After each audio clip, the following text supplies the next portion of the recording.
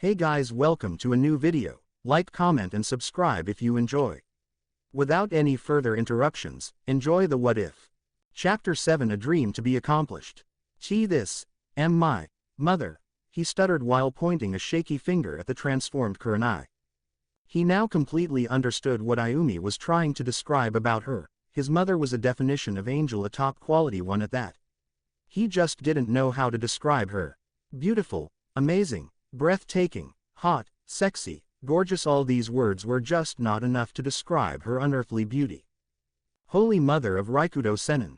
Damn, never thought my mother would be so hot, thought Naruto before muttering about his father being a lucky bastard. Even though he knew she was his mother, he couldn't help but think about her as a woman. Standing in front of him was a hanged Uzumaki Kushina in skimpy civilian clothes courtesy of Kurenai. She had long flowing red hair, heart-shaped face, light violet eyes, all in all her face was just perfect. All the body curves were in right proportions, with D-cup breasts, milk creamy flawless skin, slim-toned waist and legs, and had an hourglass figure. A small portion of her forehead was covered by her red silky hair held by a clip, making her even more cute and beautiful. If Ayumi wasn't a Biju, he surely would have thought of her as his mom's sister. I kind of expected that kind of reaction, said Kurenai Kushina as she had her hand on her hips. Naruto slowly lifted his hand to her face while moisture gathered in his eyes. Ka-san, he said shakily while streams of tears flowed down his cheeks as his hand cupped her cheek. Kurenai Kushina blushed at the contact before leaning into his touch while she put her hand on his hand to deepen the touch. Meanwhile Naruto activated his rinnegan. He wanted her mother's face to be forever burned into his mind. The rinnegan could copy images or any form of writing, an ability he discovered during the training while reading the scrolls. Kurenai gasped silently when she saw his eyes. They were beautiful. His purple eyes seemed to have a glow to them, also the effects of his white chakra seemed to increase. It's okay Nato-kun, I know you miss her, but life is all about moving on. She wouldn't want you to cry for her every day. Rather she would want you to accomplish your dreams and be happy. Did you know what was her dream when she was of your age? She said as she cancelled the henge while Naruto wiped his tears with his forearm before shaking his head. When asked, she would always say she wanted to become the first female Hokage, similar to your dream, she said while Naruto's eyes widened at the prospect of learning that their dreams were so similar. Accomplish your dreams Naruto-kun, fulfill her dream. I know you can do it, she said as she put her hand on his shoulder while he started to chuckle softly after coming over his shock. You're very precious to me, so I'm not gonna lie to you Kurenai-chan. Although a large part of me understands the behavior of the villagers towards me, but still a small part of me hates these villagers with passion and wants nothing more than to kill them. That part of me, you can say that it is the negative Naruto, the one which was born through emotions like pain, hate, fear, loneliness and revenge. The part which I've suppressed within the deep recesses of my mind, he said while Kurenai was shocked that inside this bright Naruto, there existed a dark one which wanted to get back at these foolish villagers for how they treated him since he was a baby. A large part of her totally agreed with getting rid of these ignorant villagers who couldn't tell the difference between a kunai and a sealed kunai. But, he inhaled deeply, I think there's still hope for the younger generation. Right now, their views are influenced by their parents, but I'll make them see the truth. Unless a miracle happens, I know that it will be very difficult to change the views of the elder generation, if not completely impossible. The Shodaime, Nadaime and the Yodaime would be ashamed of these people's ignorance. When Jiji gazes upon his village from the monument, I see nothing but sadness, pity and shame in his eyes. Sadness that he couldn't change the villagers' views of me, pity at their ignorance and shame at what the people of this village have come to.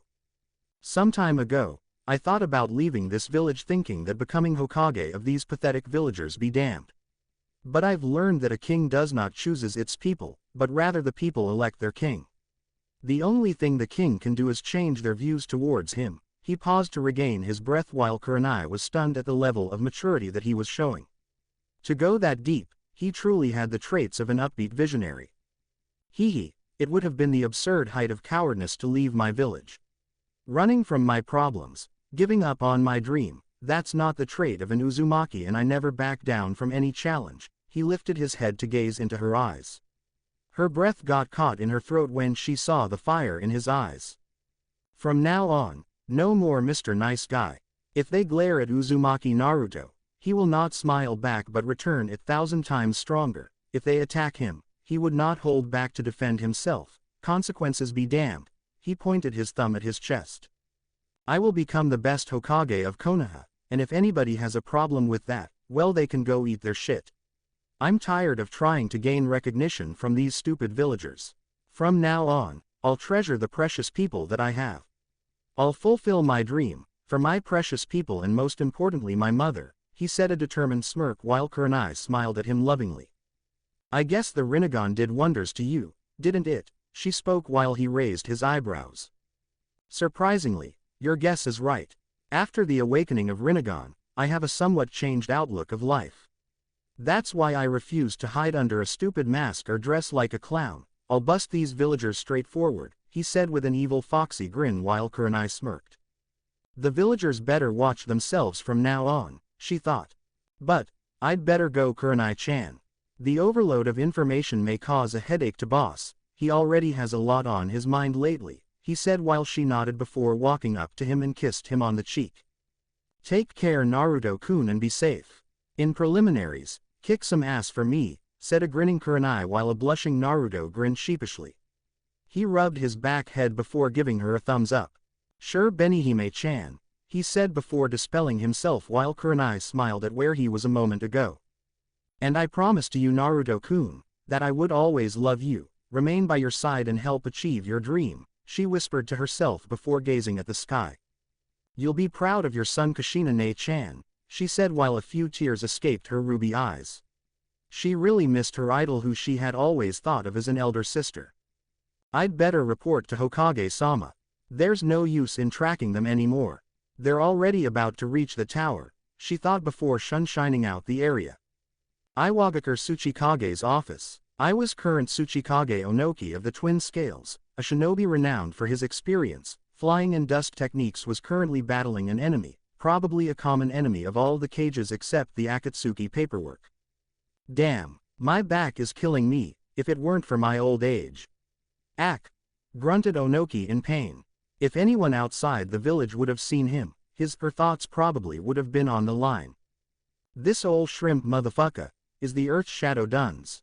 Bet this baldy punk couldn't even bend to see his own scrawny rotten limpin' dick lol. Onoki was interrupted by a knock to his door. Enter, he said without looking up from his paperwork. Tsuchikage-sama. A chunin walked in with a scroll. What is it this time? The Tsuchikage said in his old gruff voice, looking bored. Generally, these frantic interruptions were all about his granddaughter Kuretsuchi, wreaking havoc in the village, mainly to test her skills or pass her time, as most of the time she remained bored anyways. This is serious, Tsuchikage-sama. We have received an urgent top-secret message from the cage, said an anxious chunin while Onoki raised his eyebrows. What does he want? He pondered while taking the scroll. You can go now, he said. The chunin bowed before leaving his office. He put the official Tsuchikage's stamp on the scroll. The stamp mark glowed for a second, before the scroll opened with a click sound. He then started reading the scroll, his eyes getting wider by the second before an unsettling small smirk formed on his old face. Well well, payback's a bitch, isn't it, Konoha? He thought with excitement. Meanwhile, the Forest of Death, the tower. Team 7 along with Kin had reached the tower a while ago. They had just entered the hall before Sakura fell to her knees, all sweaty, and was panting heavily. Naruto, you're one ruthless slave driver, she said while panting. Meanwhile, Kin was still asleep while Sasuke hadn't woken up yet. Meanwhile, Naruto was lost in his own thoughts. Ever since the shadow clone had dispelled itself, the information that he gained had shocked him to his very core. He had almost dropped Kin due to the shock, but composed himself, although barely. But his shadow clone couldn't hold his shock, and in the process dropped Sasuke. And he had to hold back himself from rolling in laughter. Sasuke was just waking up when he was dropped, resulting in his head hitting a branch, and he again lost consciousness. Sakura didn't notice anything because she was in front of the shadow clone, already tired up and panting. Even nature didn't want to hear about his rambling about the Uchiha's pride, thought an amused Naruto. But that aside, he was really giddy that he had found his childhood friend after all this time, although in reality she was the Genjutsu mistress, and most of all, he saw his mother's appearance today. Just thinking about her made him blush. What's wrong with me? She's my mother, and besides, it's not like she's going to come back from the dead, thought Naruto sadly while choking up his unshed tears. He would never be able to meet his mother again. However, he was dead set in fulfilling his mother's dream and telling those villagers that who was the boss now. He was brought out his thoughts when he sensed his cheeks being pinched. He focused his vision to see Sakura staring intently at him while pinching his cheeks, hard. "OW, what do you think you're doing? It hurts," he yelled as his whiskers marks were sensitive, but was interrupted when she put her hand over his mouth while glaring at him. "SHHSH. She's asleep, do you want to wake her up?" she whispered angrily, but had a faint blush on her cheeks due to the contact. "Damn, who would have thought he would become so handsome?" "MMPH, tried to say Naruto in muffled voice but couldn't remove her hand as his arms were busy holding Kin. "What? I can't understand you," said Sakura while she leaned in close to hear him. "Crazy girl," he thought before creating a shadow clone. "Get your hands off boss Sakura Baka," yelled the clone dramatically while she removed her hand, a sheepish expression on her face before the shadow clone's words registered in her mind. "What? How dare you call me Sakura Baka clone Baka?" she yelled while pointing an accusing finger at him. "Oh sorry, what was your name again?" "Yeah, it was Haruno Forehead," said the clone while he transformed into Ino. "Why you Ino pig?" she growled while advancing towards him. "Yeah, bring it on Forehead, I'll—" The clone was dispelled before it could complete the sentence, courtesy of Naruto whose eyes were twitching dangerously. "Sakura, come over here," said Naruto authoritatively, which left no room for argument. Sakura gulped nervously before nodding. She had seen him what he could do if angry and wasn't going to risk it. "Why yeah?" asked Sakura meekly under the glare that Naruto was weighing upon her. "Open both these scrolls and don't do anything silly now. Kin is already injured and we have to treat her injuries as fast as possible," he said while handing her the scrolls. She took the scrolls before opening both of them at the same time. Smoke started arising out of the scrolls while Sakura blinked in confusion. "These are summoning scrolls, drop them," he yelled while Sakura threw them away from her. The smoke cleared for them to see Yumino Iruka standing there with proud smile on his face. "Congratulations you three, you have passes the second part of Chunin exams," said the academy teacher while Sakura whooped with joy. Naruto was just happy to see his brother like sensei again. "It's nice to see you again Iruka-sensei," he said with a smile while Iruka turned his head to him. "And Naruto, what the hell happened to you?" said a gobsmacked Iruka while Naruto sighed. "It's an S-ranked secret sensei, you just have to ask Gigi about it," said Naruto while wondering how many times he would have to repeat that line today. Iruka could only nod dumbly. Anything concerning Naruto just had to become an S-ranked secret. "I hope Kyuubi has nothing to do with this. Who knows, it might be influencing Naruto," thought Iruka, concerned for his favorite student before his eyes landed on a girl in Naruto's arms and an unconscious Sasuke on the back of another Naruto he presumed was a shadow clone. "What happened to Sasuke? And who is she in your arms?" asked a confused Iruka, but on the inside was proud that his brother-like figure was becoming a man. Sakura glanced at Naruto, not sure about what to say about Sasuke's condition. "He got exhausted in a fight we had with another team for the scroll, but is otherwise alright and only unconscious." He then glanced at a sleeping Kin with a small smile on his face, which didn't go unnoticed by Iruka. "We found her injured on our way here. She was alone, so we took her with us for treatment," lied Naruto calmly while Iruka nodded. Sakura was amazed that Naruto could deceive an experienced Chunin, masking his emotions like that was just amazing. "But that aside, do you know the meaning of these scrolls?" asked Iruka in his lecture voice while Naruto paled at that tone. He really wasn't in the mood to listen to any lecture right now. Sakura would have listened intently to Iruka, she being the book smarts and all, but was tired as hell and wanted nothing more than to hit the bed. Iruka however didn't pay them any attention, rather took the scrolls and put them onto the uncompleted message on the back wall. He then started explaining the meaning of it, all the while facing the wall. So in nutshell, you should concentrate on enhancing your mental and physical skills. Any questions? Asked a smiling Iruka, proud at how well he had explained the riddle. He turned his head to see nobody but a scroll on the floor. Confused as to where they went, he opened the scroll and started reading it.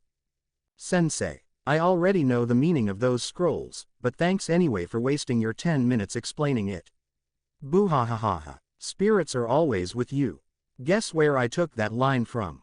Future Hokage of Konoha, Iruka-sensei. Thanks for explaining whatever you did. We'll always remember it, although we didn't hear it. Ha ha ha ha ha. Shanaru, Naruto. Sasuke is unconscious, but I know him pretty well. So according to me, servant, HN, you should be honored to be my sensei. I've got my Sharingan to master and a traitor to kill, so I don't have any time to listen to your fucked up lectures. However, as your reward for your good-for-nothing efforts, I allow you to watch me fight like the elite I am. The great Uchiha-sama, leader of the Emo clan. Silence, pin-drop silence followed after Iruka had read the scroll. Those bloody ingrates, he hissed angrily with gritted teeth, his face red and his eyes screaming murder for Team 7. Naruto. Meanwhile, Team 7 along with Kin had found an empty restroom which were for the passing teams. The room was nothing special, but contained 3 single beds and the regular necessities which you find in a cheap hotel room. But in Naruto's opinion, it was much better than his apartment. Alright, you can rest here Sakura while I call for medical treatment, said Naruto while the doppelganger, shadow clone put Sasuke on the bed and dispelled itself. Naruto on not receiving any answer turned his head to see a loudly snoring Sakura on the bed, her arm hanging limply on the side of bed and drool escaping her mouth. He sweat dropped before chuckling lightly to himself. I guess I really worked her to the ground, eh? I don't know what caused you to change so much Sakura, maybe Orochimaru's interference, but I'm glad you did. Hopefully, just maybe, we still can be friends, thought Naruto as he reviewed her behavior in the Forest of Death after his training. So far, she had done nothing suspicious, but still. He then turned his gaze to Kin, who was starting to wake up and slowly opened her eyes. The first thing she saw was Naruto's oceanic blue eyes and his warm smile sending vibrations through her body. Morning sleepyhead, he said while she shyly smiled back, making Naruto just want to kiss her and never let her go. She then noticed her surroundings. Did we reach the tower? She asked while he nodded. How are you feeling, Kin-chan? Asked a concerned Naruto while she again blushed at Chan, part to her name. Nobody had ever addressed her with so much kindness and concern in her village. I'm fine Naruto-kun, thanks to you, she said with a small smile while Naruto looked away with a small blush. Man, I gotta control myself, but she's so cute, so irresistible, he thought while mentally slapping himself. Alright, I think it's mainly due to my chakra. Now I'm gonna slowly stop the flow of my chakra on your rib region, then tell me what you feel. I have a theory to confirm, he said as he slowly lowered the amount of chakra he was constantly giving to her. He watched as her face scrunched up until he completely stopped the flow. So, any difference from before? He asked expectantly. I'm suddenly feeling tired. My body is still sore from the injuries, but surprisingly there's very little pain in my ribs which was damaged the most, but, how is that possible? She asked in confusion while Naruto's eyes widened. Great. Looks like apart from acting as a painkiller, it enhances and accelerates the body's immune system and healing factor. Guess there are some abilities of my dujutsu and chakra which I have to find on my own, he thought, excited that he could somewhat treat injuries with his chakra, although much slower than a medic could, but still it was damn useful. It's the exact opposite of Yuki nature, which is harmful to our chakra coils, but still is much strong and potent. I can't tell you much, but just that my chakra accelerates healing factor of one's body. You can refer it as a sort of a bloodline, he said while her eyes widened in surprise. That's so cool, she exclaimed excitedly while Naruto grinned at her. He noticed that some of her personality traits matched his, mainly when she was excited about something. Alright, I think you should rest up a bit as we have 2 days until the second exam ends. Meanwhile, I'll look for a medic to completely heal your injuries, he said as he laid her on the third bed. Not that way, you perverts. While she nodded, albeit a bit sadly on losing his warmth. Naruto, on seeing her gloomy face, bent down and kissed her on the forehead. Don't worry, Kin-chan, I'll be back as fast as you can blink, he said while grinning as she blushed a scarlet red.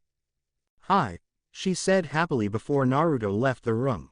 Several minutes later, he found a medic nin before sending her to their restroom for treatment of injuries of Kin, Sakura and Sasuke while he decided to roam for a while. Oh man, I forgot my cape with Kin-chan. I think I look kinda cool with it, he thought while walking before he bumped into someone round a corner of the corridor. Ouch, hey, watch where you're going, idiot. Like you were watching. Hey, you're that girl from the sand team. What was your name? Temari, right? He said while helping her to stand. She looked up and immediately blushed furiously upon seeing him. Holy mother of pure wind. I mean. Wow, she thought while covering her cheeks with her hand to hide her blush, leading to Naruto having a sweat drop. Hey, are you alright? He had just offered to help her stand, and she was blushing like he was demanding her virginity. Did he do something wrong? It seems I have a knack for meeting weird people today, he thought dejectedly.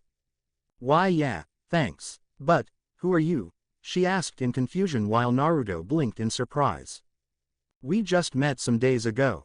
I'm Uzumaki Naruto, remember? He asked expectantly while she pondered if she had heard that name before. She did. But where? After some time of racking her brain, her eyes widened in surprise. You mean to say that you're that idiot, annoying, loudmouth ninja wearing that kill me orange jumpsuit? She asked before quickly clamping her mouth shut with her hands while his eyebrows twitched. Was my acting that natural? Well, I did dig my own grave. I'm sorry, I didn't mean to. Don't worry, it's cool. Sometimes I do tend to act like an idiot, said a grinning Naruto. But what the heck happened to you? She asked. That's a secret, Temari-chan, he said teasingly while she blushed. But where's that clown paint and bloodthirsty brother of yours? He asked jokingly while she giggled. Hee, Kenkiro is sleeping right now and Gaara, well you know, just trying to sleep, she said nervously, not wanting to reveal her brother's secret while Naruto nodded. He had sensed the evil aura of Yuki that Gaara seemed to be radiating constantly, thus he knew that Gaara too was a Jinchuriki like himself. Oh well, I'd better be going. It was nice to meet you, Temari, and good luck for the preliminaries, he said while walking past her. See you soon, Naruto. And hey, wait, what do you mean by preliminaries? She asked frantically. You'll see, he yelled over his shoulder as he rounded the other corner and disappeared out of her sight, leaving a perplexed Temari. Time skip. 2 days. After his meeting with Temari, 2 days passed quickly for Naruto. Kin was perfectly alright after the medic had treated her, and Sasuke too awoke after some time. The first thing after waking up he did was attack Kin, and surprisingly for Naruto, she was easily able to hold her own until he arrived and stopped Sasuke. And not so surprisingly, the Emo King started demanding that Naruto teach him those jutsus that he used in the Forest of Death. The result being Naruto kept ignoring him, something that enrages Sasuke even more than his brother's presence. So as expected, Sasuke challenged Naruto to a rematch right there and then while Sakura tried to play the peacemaker. Naruto just kept ignoring him, not wanting to waste his chakra. Eventually, Sasuke gave up and started doing what he does best, i.e. brooding. Aside from that, Naruto again went to his mindscape and met Ayumi. They spent quality time with each other, Ayumi telling Naruto about his mother and all her experiences. She was a, who knows how much old, demon after all. Naruto too enjoyed her company very much. After 12 years of loneliness, he had finally found a friend, and he would be damned if he let this opportunity go to waste. He too shared his experiences, jokes, his pain, and she understood him very well as she had seen his memories. He had finally found a shoulder to cry on, someone to hug when he was lonely, someone to embrace when he was asleep. He also changed his mindscape from that of a sewer to that of a beautiful landscape with lush green grass, dense forests, mountains, and anything in nature that you could relate to peaceful and beautiful. To ensure that she wasn't lonely when he wasn't there, he created several animal species in the forests, especially foxes. She always played with baby kitsune and several other animals, To see her this happy, his heart leapt with joy. She had also informed him that they could contact with each other telepathically when he was not in his mindscape, but the seal was still strong for them to do that. But there was a solution. If he could find the key for the seal and weaken it just a little bit, not only would they be able to talk with each other telepathically, but Naruto could access more of her tales. This led him to take a mental note to ask Gigi about it, but he had to tell him about Ayumi first. However, he wasn't going to forgive the old man so easily for keeping his friends away from him. Oh, he will pay for it, believe it. He also learned that the time frame was displaced whenever he was in his mindscape, but not on the level of Tsukiyomi. So he had spent more time with her than he expected, and you could say that they were close to each other now. Naruto had also spent time with Kin, getting to know more about her, about how she was treated in her village. He was shocked at how similar their life was up until now, and he too told her about his life, though not about him being a Jinchuriki. She too was surprised at how he was treated, but eventually they became good friends. Kin also told him about her only best friend in her village, Tayuya. Naruto learned that although Tayuya had a foul mouth, she was a caring person, fierce and brute on the outside but soft and fragile on the inside, and they supported each other in their difficult times. Naruto tried to find Team 8, he was eager to meet Hanata after all. His mask thrown aside, he could finally act normally and at least be friends with her first and get to know each other better. He was also surprised when he heard that Team 10 and Kin's team had passed the test. Well, he certainly didn't expect a lazy and a crippled team to pass.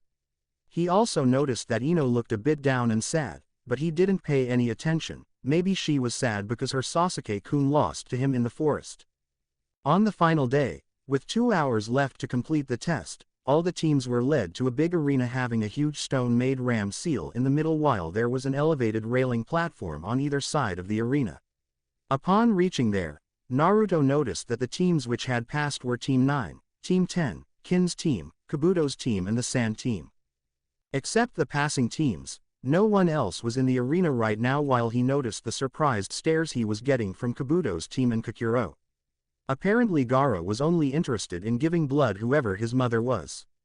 Naruto was, however, more watchful of Kabuto. He had a bad feeling about that guy ever since he met Kabuto. He then noticed that there was still no sign of Team 8 and sighed sadly. I guess Hanata-chan's team couldn't pass the test. But still 2 hours are left, there might be some hope, thought Naruto optimistically. 1 hour went by and Naruto began to lose hope when suddenly, he heard some rustle outside of the arena. Come on guys, I knew we'd pass, right Akamaru? Asked an ecstatic Kiba, followed by a bark of approval from Akamaru, while Naruto smirked as he definitely knew that voice. Looks like they passed the test, eh? He thought, but was brought out of his musings when he heard an all too familiar soft and an angelic voice. Wait for us Kiba, he heard the muffled yell of Hanata. I'm telling you Hanata, we are probably the first team to pass. The exam, choked Kiba mid-sentence when he saw a total of 6 genin squads staring at him in amusement. Meanwhile, Naruto sighed, shaking his head in amusement. What an idiot, he muttered while chuckling lightly to himself. Dobi, what are you laughing about? Demanded the Uchiha with his patented scowl, while Sakura frowned at Sasuke's behavior. She had been constantly observing his behavior for the past 3 days and found that Sasuke was the reason for most of their fights. Sakura's admiration for Sasuke was constantly being degraded as she watched him for the first time with a sane person's perspective. Progressively, she stopped taking Sasuke's side. Unlike previously, she still cared for him and thought that maybe the cursed seal was affecting him, but sometimes he just got on her nerves. What, do I have to ask for your permission, Uchiha-sama? Asked Naruto sarcastically with a roll of his eyes, while Sasuke narrowed his eyes in anger. But before he could make his remark, Sakura stepped between them. Please Sasuke-kun, all the teams are watching. This exam is about teamwork, remember? If we're going to have conflicts in our team, then how can we become shunins? She said, using her smart brain, as she knew he would stop at the prospect of advancing in ninja ranks and gain more power. While Naruto was satisfied with Sakura's interruption, he didn't want to fight now as they would get disqualified. "HN, you better stay out of my way, loser," grunted Sasuke as he went to the wall, leaned against it and started brooding. probably making devious strategies and plans on how to defeat his brother while Sakura sighed in relief. "Thanks, Sakura," whispered Naruto while she nodded with a smile. Meanwhile, all the teams were watching this show in amusement. They couldn't fathom that how a team like that could have passed the second exams, but Team 10 knew all too well. Shikamaru muttered, "Troublesome," at Sasuke's behavior while Choji sighed at their antics. "How could I ever have felt something for an idiot like him?" thought Ino with a frown as she watched Sasuke. "What a bunch of losers," said Kankuro with a confident smirk while Temari was busy blushing when she saw Naruto again. "Mother wants your blood, Uchiha," thought Gaara with a psychotic grin, leading to a nervous Kankuro and Temari stepping away from him. Meanwhile, Zaku was busy glaring at the Uchiha, his eyes seeing only one thing: revenge. Kin had joined her so-called team, while Dosu was constantly glaring at her. Neji had an arrogant smirk on his face. Tenten was busy sharpening her kunai while Lee was doing one-hand vertical push-ups, all the while yelling about his youth crap. Kabuto was also keeping a close eye on Naruto. He could feel that Naruto's power had somehow increased drastically during the second exam. On the other hand, Hanata and Shino had just reached the entrance where a dumbfounded Kiba was standing. However, Shino and Hanata weren't surprised at all to see the 6 passing teams. They had already predicted this as they did completed the exam just before the time limit. They became scanning the teams, and as expected Hanata became ecstatic when she spotted Team 7, but was confused when she didn't see any orange. "Where is Naruto-kun?" she thought when she didn't see him anywhere in the arena. However, she did found someone she hadn't seen before, who was wearing a white cape with his back towards her, who she dismissed as a possible Yamanaka proctor because of his blonde hair. His blonde hair made her suspicious, but she just ignored it.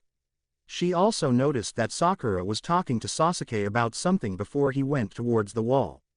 Worried about Naruto, she approached Team 7, Sakura to be specific. She timidly poked Sakura on her shoulder. Sakura-san?" asked Hanata while Sakura turned towards her.